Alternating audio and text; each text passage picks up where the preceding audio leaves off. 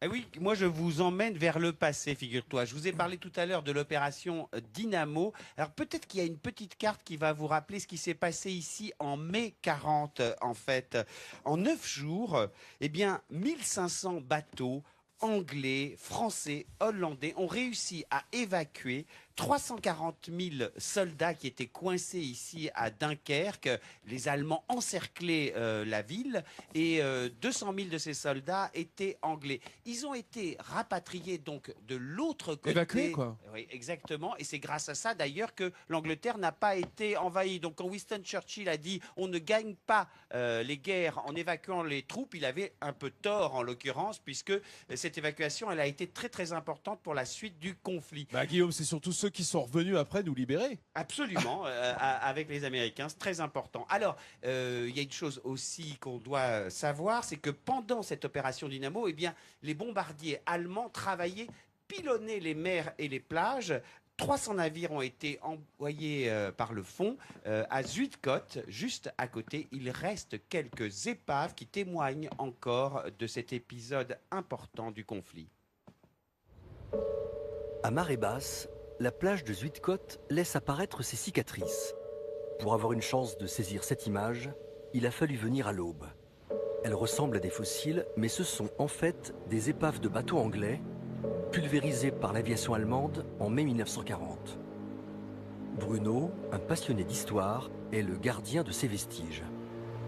En fait, c'est une épave qui date de l'opération Dynamo, donc c'est le Crystal Eagle, qui est arrivé là le 29 mai 1940. Suite à un bombardement, il a reçu plusieurs bombes, dont une dans la salle des machines. Il a continué à naviguer, mais il était incontrôlable et le capitaine a eu la bonne idée de l'échouer. Malheureusement, il a continué à brûler ce bateau. La plupart des soldats ne savaient pas nager. Il y a eu 300 morts sur ce bateau. Les 300 hommes noyés étaient des militaires anglais qui faisaient partie des troupes alliées. Ils tentaient de rejoindre l'Angleterre pour échapper aux Allemands qui avaient cerné Dunkerque. Il s'agissait de l'opération Dynamo. En Angleterre, l'histoire a surtout retenu l'héroïsme des Anglais, propriétaires de bateaux, qui traversaient la Manche dans leur petite embarcation pour prendre à leur bord des soldats et les ramener en Angleterre.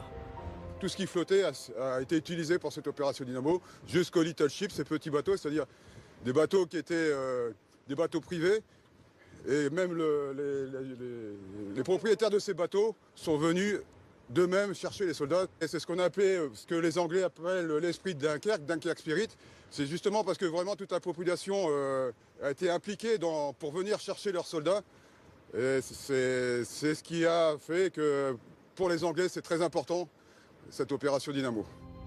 Au sortir de la Seconde Guerre mondiale, ces épaves ont été sciées, cachées, enfouies. Aujourd'hui, Bruno œuvre pour que le devoir de mémoire protège ce patrimoine historique. C'est vrai que cette épave, il faut la préserver et surtout la respecter. Il ne faut surtout pas essayer à chercher à récupérer des choses ou quoi que ce soit. Parce que en fait, Dunkerque a beaucoup souffert et c'est peut-être les seuls éléments qui nous restent de patrimoine de cette guerre. Mais en quelques minutes, la mer va à nouveau ravaler ses trésors de guerre.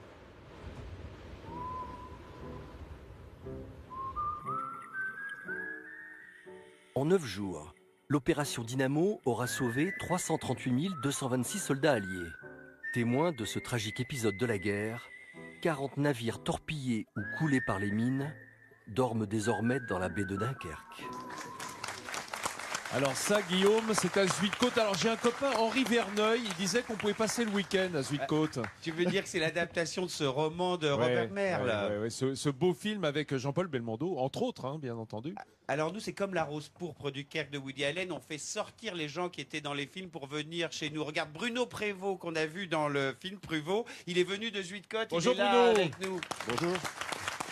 Alors Bruno, vous faites visiter ces épaves, c'est de façon bénévole. Quand est-ce qu'on peut y aller? Comment? Racontez-moi. Disons que je fais visiter ces épaves lors des grandes marées pour la voir complètement et en général c'est une fois par mois. Alors vous collectionnez aussi parce que vous êtes vraiment passionné des photos. On va en voir quelques-unes peut-être de ce navire qu'on a vu maintenant à la forme d'épave, mais des photos quand il fonctionnait. Vous les avez achetées où ces photos? En fait, c'est en Angleterre qu'on peut trouver ça puisque c'était un bateau anglais. Par contre, les images qu'on voit actuellement, c'est plutôt en Allemagne. En fait, c'est les Allemands qui ont pris les photos durant l'occupation. Oui, avant de bombarder, ils faisaient des photos. Alors, dans le sujet aussi, on a vu des photos sous-marines et vous dirigez, c'est vous qui avez filmé ça? Voilà, il y a au club de plongée de Dunkerque, il y a une section archéologie. Et donc, on filme, on plonge sur ces épaves. Dont vous êtes responsable, hein? Oui, je suis responsable Mais oui, de la vous section. avez le badge là autour de Voilà. vous. Donc on peut plonger avec vous pour aller s'approcher des épaves comme ça? Ah, c'est possible de plonger, mais bon, il n'y a pas de site particulier, enfin d'organisme qui organise des plongées. Il faut venir avec le club de plongée, quoi. Est-ce qu'on a découvert des épaves récemment en baie de Dunkerque, puisqu'on a parlé de 300 bateaux coulés? Ben, peut-être, oui, parce qu'on a fait une opération au mois de septembre pour rechercher des barges en bois. Et on a eu des échos, donc on a demandé l'autorisation maintenant de plonger pour l'identifier. Dites-moi Bruno, chacun voyant midi à sa porte, ici aussi, est-ce que ça fixe la faune pélagique? Autrement dit, est-ce qu'il y a des poissons dans les épaves qu'on pêche? Tout à fait. S'il n'y aurait pas d'épave, on n'aurait pas autant de poissons et les pêcheurs, ils pêcheraient que de la sole ou du carnet. Et là, se trouvent les bars, la morue, le lieu. C'est bon à savoir, ça.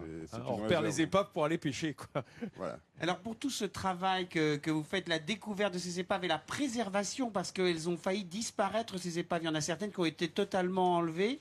Eh bien écoutez Bruno, je suis très content de vous remettre au nom de toute l'équipe de Midi en France, ce sourire de France aujourd'hui. Écoutez, merci. Extrêmement beaucoup. mérité. Je vous remercie. Une belle implication. Je rappelle que c'est pas du tout son métier, hein. Il n'est pas guide professionnel, il est gardien de prison, ce monsieur. Donc un tout autre métier et c'est formidable de s'impliquer dans d'autres choses. Alors, tout de même, il faudrait qu'on dise qu'il y a un autre endroit de mémoire à Dunkerque où on peut voir eh bien, tout ce qui concerne cette opération Dynamo. C'est le musée de Dunkerque 1940. Alors, actuellement, ce musée n'est pas ouvert au public parce qu'il est en pleine rénovation. Mais une fois cet été qu'il va réouvrir, en juillet, eh bien 700 mètres carrés, nous on a des images de l'intérieur, des films, d'archives, des uniformes, des armes, des maquettes. C'est un endroit qu'il faut aller voir pour conserver la mémoire, Bruno ? Bah, tout à fait. En plus, je fais partie de l'association, donc j'invite tout le monde à y aller. Il est partout. Bruno, oui, il est dans tous les coups, dans tous les bons coups ici. Merci, bravo. Très important Mes chers ici, le amis, travail de mémoire. avec des images formidables. Merci. Alors, puisque Grégoire Delacour ne se déplace jamais